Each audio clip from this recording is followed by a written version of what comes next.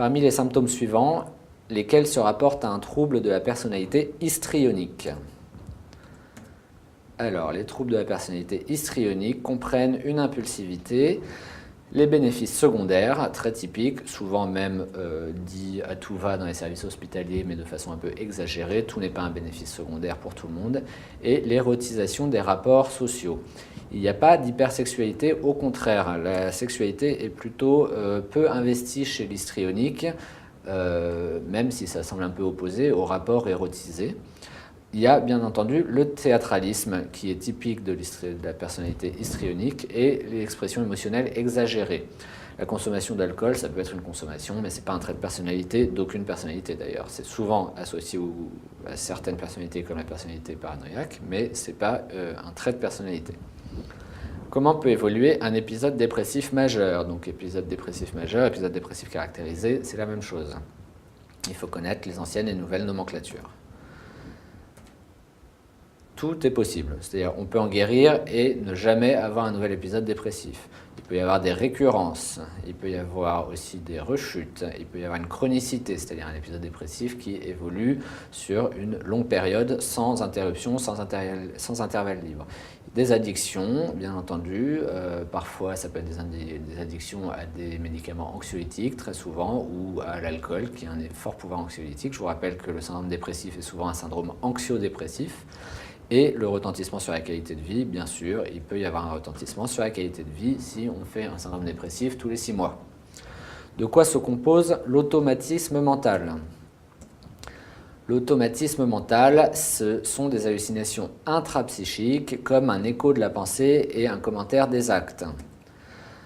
C'est, pour être complet, un automatisme mental. Donc, ce sont des hallucinations intrapsychiques, ce ne sont pas donc des hallucinations venant de l'extérieur, visuelles ou acoustico-verbales. Il y a un écho de la pensée et ou un commentaire des actes et ou un vol et devinement de la pensée.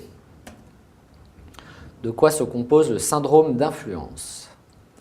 Le syndrome d'influence, c'est le sentiment d'être dirigé à distance. Le sentiment qu'un autre ou une entité autre a une influence sur nous. Ce n'est pas une hallucination intrapsychique, ce n'est pas une hallucination acoustico-verbale. Ce n'est pas la même chose. Les hallucinations acoustico-verbales avec des injonctions qui diraient jette-toi par la fenêtre et le patient qui le fait, ce n'est pas un syndrome d'influence. Ça, c'est une injonction hallucinatoire. L'écho de la pensée et le commentaire des actes, ce sont des éléments de l'automatisme mental. Le syndrome d'influence, c'est le sentiment d'être dirigé ou d'avoir sa volonté qui est dominée à distance, de voir même parfois ses comportements et sa personnalité modifiés à distance par une espèce de force que l'on ne contrôle pas. C'est souvent associé à des hallucinations, mais ça ne le définit pas. Concernant l'alcool, quelles sont les propositions exactes? Une unité d'alcool, ça correspond à 10 grammes d'alcool. Oui, il faut connaître les équivalences qu'il y a dans un verre et pouvoir calculer la quantité d'alcool dans un verre, surtout pour la gastro, plus que pour la psychiatrie. La dépendance à l'alcool n'est que psychologique, non, elle est aussi organique, les suicides sont fréquents et les convulsions sont une complication possible du sevrage, oui, une complication assez grave d'ailleurs. Et l'hyperkaliémie, ce n'est pas une complication du sevrage, c'est l'hypokaliémie. La dépendance donc est mixte, physique et psychique.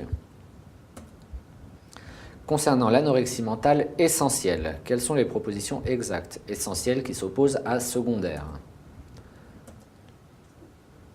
Une asthénie, oui. Quand on est trop dénutri, on est fatigué, on est affaibli physiquement. Un risque d'hyperkaliémie, non, c'est un risque d'hypokaliémie dans l'anorexie restrictive. Une tristesse réactionnelle, c'est possible. Un déni des troubles, c'est tout le temps le cas. Et une hyperactivité, souvent physique et psychique, c'est le cas aussi. Je vous rappelle, c'est les 3 A pour l'anorexie mentale, anorexie, amaigrissement, aménorrhée. C'est la triade symptomatique. Quels examens complémentaires sont nécessaires pour évaluer un trouble envahissant du développement? Donc là, on est chez l'enfant. En général, ça se diagnostique quand même chez l'enfant, sinon on a loupé quelque chose. Une IRM thoracique, non, aucune raison. Une IRM cérébrale, éventuellement, s'il y a des signes. Électroencéphalogramme, oui, c'est indispensable. Il faut différencier des pathologies épileptiques, entre autres, qui peuvent entraîner des conséquences neurologiques graves. Un karyotype, oui, c'est encore un diagnostic différentiel ici qu'on recherche, des troubles chromosomiques. Potentiel évoqué auditif, oui, parce qu'une surdité peut mimer des symptômes de troubles envahissants du développement, d'autisme ou autre. L'électromyogramme, non, pas du tout.